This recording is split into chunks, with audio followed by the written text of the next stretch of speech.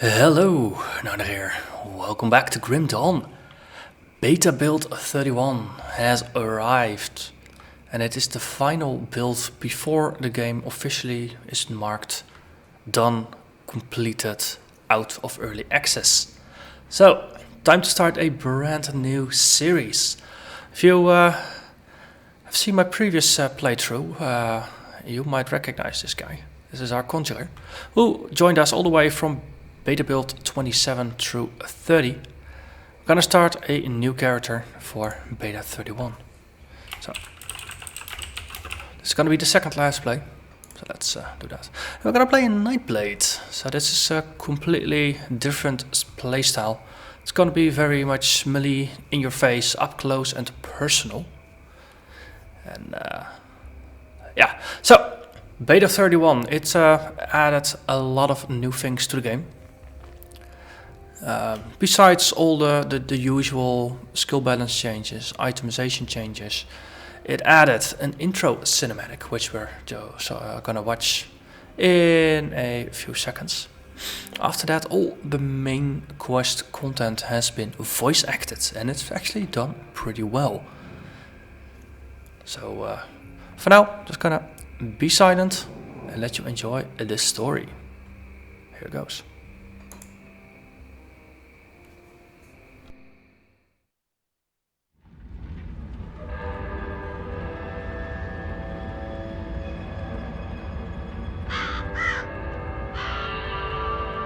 We paid a heavy price, but the trap worked.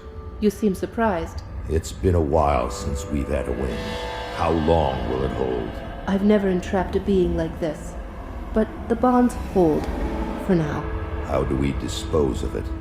I'm just a witch. You're the soldier.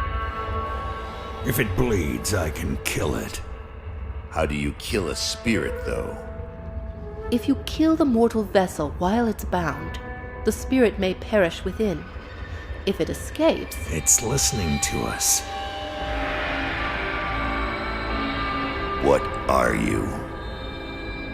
Others of your kind name us ethereal. Why have you invaded our world? Your world.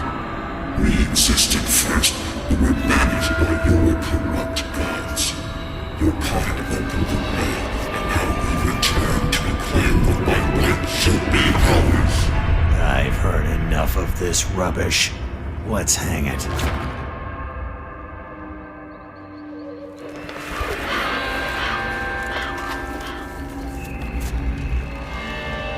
Destroy this vessel, and I will find another. I have tasted its desires and emotions. Your kind is weak. You have already lost this war. Do it.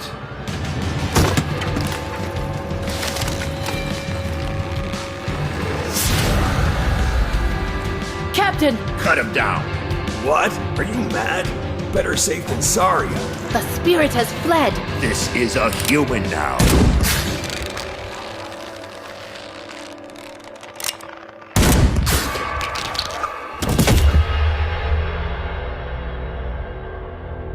The captain is correct. When they awaken, they won't remember a thing. The ethereal was right. The war is lost. We're a resistance now, and we need every human survivor we can call to our cause. Maybe this one here can still die with some honor. If they ever wake up, send them to me. If they don't, bury him deep with the others.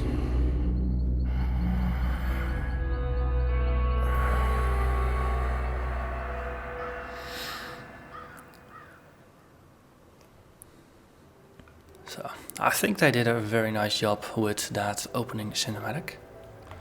So a lot of the earlier parts of the game have also been revamped. So this feels a lot more filled up than it used to be.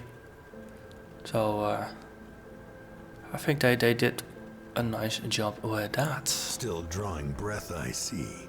You're one lucky bastard, I'll give you that. Best go speak to Captain Bourbon right away. He seems to have a plan for you now that we've spared your life. So, what happened? How did I get here? You were possessed. So we strung you up. Seems the spirit fled your body before your life ran out.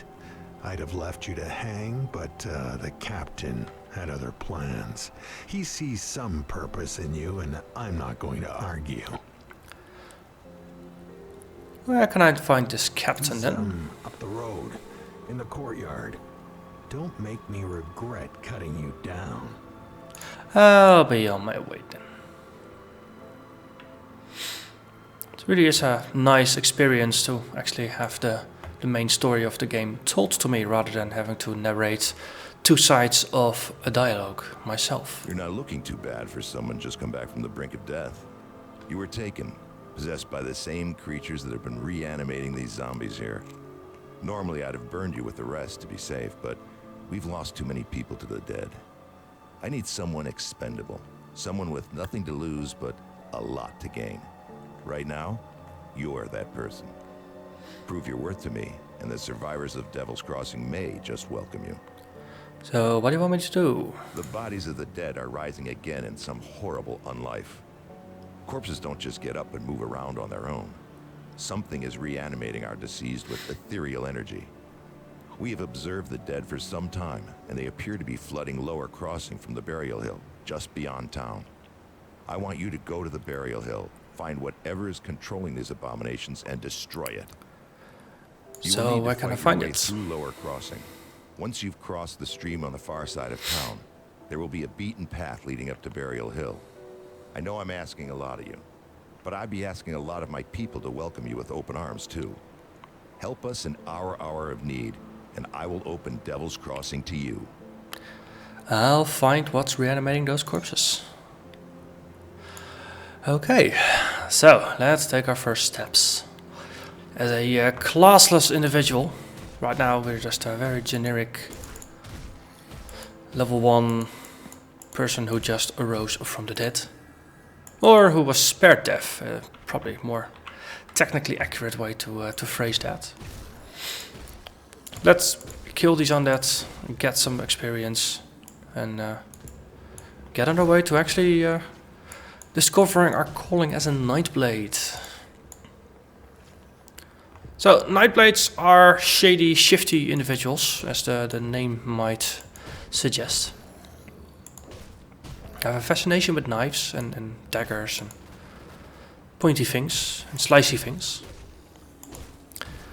And basically they play dirty, they debilitate, they use poison, they slow enemies down, they use cold.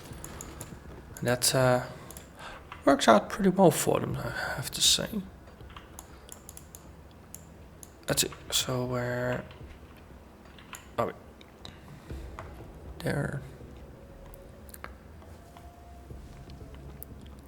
For the game, you usually want to run around a little bit, just get some experience on you, get a little bit of gear before you push it too far. Because there will be a boss fight in Burial Hill. And you want to at least have some abilities and maybe even a decent weapon on you before doing that. And that pling means we leveled up. So, Nightblade, that's gonna be our calling, that's us. So, my strategy for leveling up is gonna be to just basically every level spend at least 1 point advancing our core points. So we gain some health, some energy, and some of our three primary stats, so that's physique, cunning, and a little bit of spirit. And then spend the other points on ability points. So the first one to unlock is going to be dual blades. This allows us to dual wield, which is to me the very defining thing of a Nightblade, dual wielding pointy weapons. We got Amarasta's Blade Burst, which is an AoE cold thing, and it does some damage.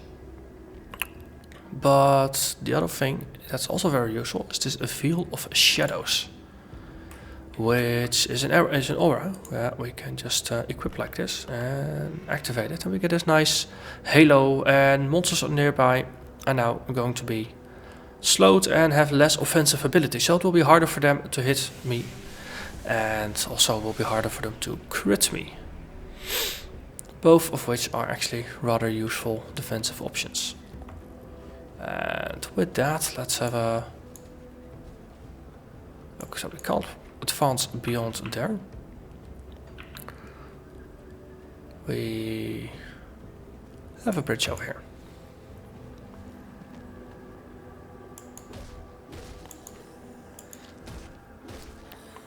Also, we're still using a club and a shield. It would be very useful to at some point replace those two with dual wielding swords or daggers or other pointy bits.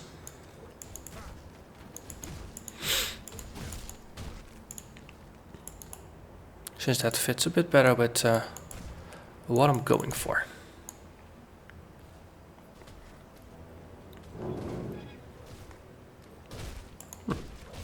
So, there's some insects and some zombies nicely attacking each other.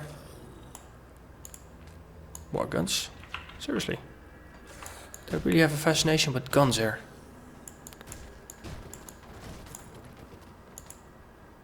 Okay.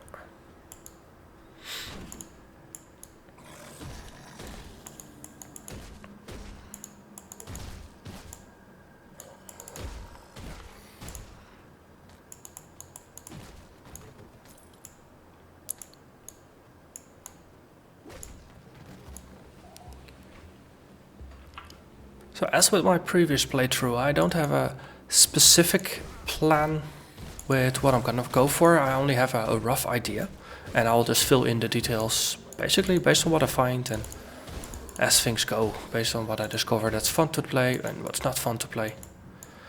So Nightblade has this fascination with blades. There's actually have a quick look. It's a whole bunch of blade related skills. Up here you got the dual wielding skill tree, which this is just some plain straight up piercing damage that gets added to every attack that you do, and it also has a percentage bonus to piercing and cold damage. Then the next one is a percentage based attack that it has a chance to do an AoE attack that stuns and does extra damage. Then the next one adds acid as and poison as a fixed component to all your attacks. But actually it modifies Belgovian shears. Okay, so this actually affects all the the triggered attacks. But it does mean that those then become even more powerful. So it adds acid and poison and slows targets down. Then we got the quick cuts. It's also a percentage based chance to attack. It's not AoE, it's just single target. So it just boosts single target damage. But of course, this hidden hand ability does mean that it adds even more damage to that single target. They got a whirling death. It's also a chance to a chance-based attack that does a 360-degree attack arc. So it's just full around you, up to 6 targets, and it does piercing and bleeding. And all the way at the end we got execution, which just straight up reduces excuse me, the enemy's health by a percentage, which is pretty powerful against bosses and things that have a lot of health, where necessarily doing more damage points is not as effective as just going straight for their percentage health points. So this is a tree I'm interested in just fully exploring, because I think this is one of the things to me that defines a Nightblade. It's this chain of combo attacks that are all focused around a dual wielding.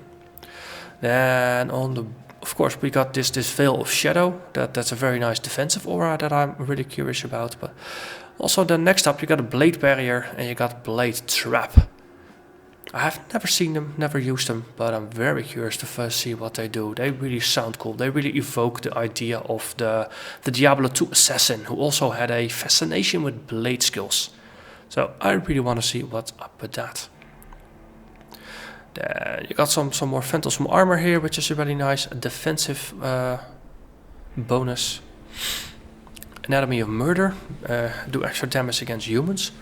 And as I've discovered in my playthrough, there's actually quite some humans in this game, so that might be worth it. Merciless Repertoire, It just boosts a whole bunch of damage types, which seems useful. Pneumatic Burst, it's a healing skill that you can upgrade with various bonuses that will just make you stronger while you are recovering. And then we got Shadow Strike, which is like a teleportation backstab, seems very useful. And we have Phantasmal Blades, which is like throwing blades, shurikens. I mean, if you're a ninja, you need to have shurikens. And here we have a Ring of Steel, which again is just phantasmal blades encircling you, slicing and dicing the enemy. And finally there's a Blade Spirit, which actually seems to be a temporary summon that you can summon. So lots of things surrounding blades, and that's I basically just want to see what all the blades do and what's the funnest blades to use, or the funnest skills. Hey. So, Baroque the Bloodied. He's a named one. He's big and he's scary. Also, they got me surrounded. But I am scarier. Also, I think I got my first swords to drop. So the moment we surround ourselves with undead, we actually have a look at that, and we leveled. Also, if you do notice that glowing sword over the enemy's monsters, that's not a bonus that they have, it's actually a debuff. It's my Veil of Shadow doing its job. So, leveling. Spent 1 point on the skill tree. Then we grab Amarista's Blade Burst. And then we spent the other point on Dual Blades. It's a straight up thing that doesn't cost anything, so let's use it. So, Blade Burst we put on our right mouse button. That's actually, it's a short range AoE attack, which chills enemies, so that's useful. But we gained blades. And now that we are dual wielding, holy moly, check it, look at it. 76 damage per second. If you take this away, it's only 37. Dual wielding definitely is a damage bonus. Also, we got some notes here. I've already read most of these in my previous playthrough, so I'm not going to focus too much on lore books anymore, unfortunately for you. But that should keep things going a bit better.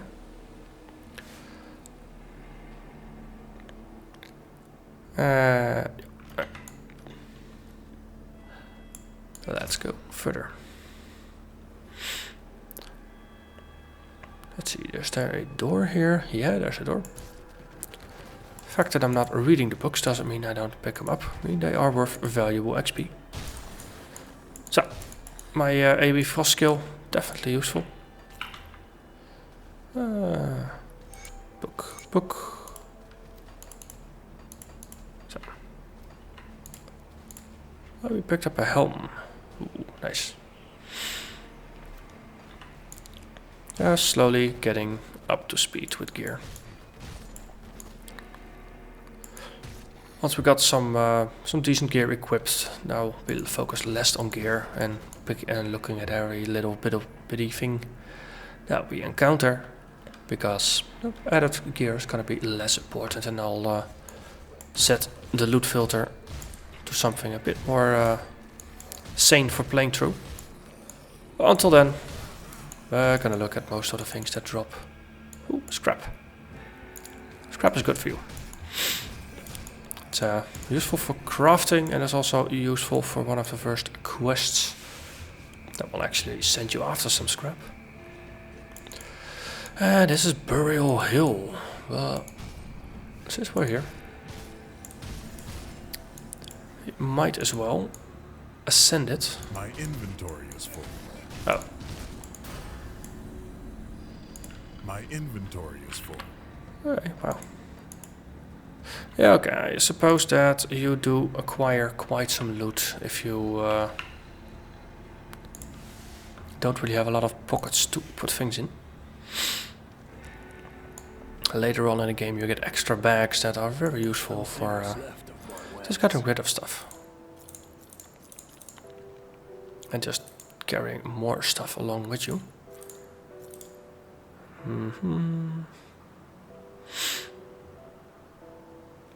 So let's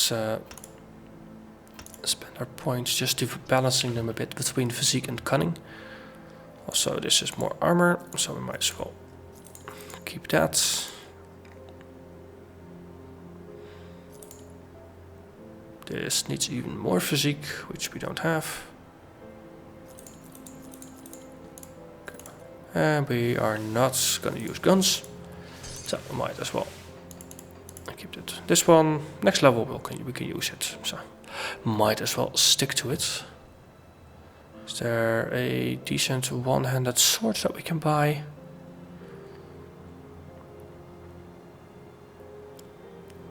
Don't think there's anything we can afford. Okay, let's spend another skill point. So, one level up. And let's spread our points around a little bit. So, 2 and everything. It's a decent bonus, decent base. Right. And then actually let's keep Burial Hill itself for a next episode. Gonna try to keep these episodes between 20 and 25 minutes each, so they're a bit more consistent than in a previous series, where sometimes I decided at about the 20-minute mark to do one more dungeon or to do one more area, and before I knew it I added 20 or 30 minutes to an episode that was already 20 minutes going. So just trying to set good habits here. So yeah, start of a new series, a Blade Master.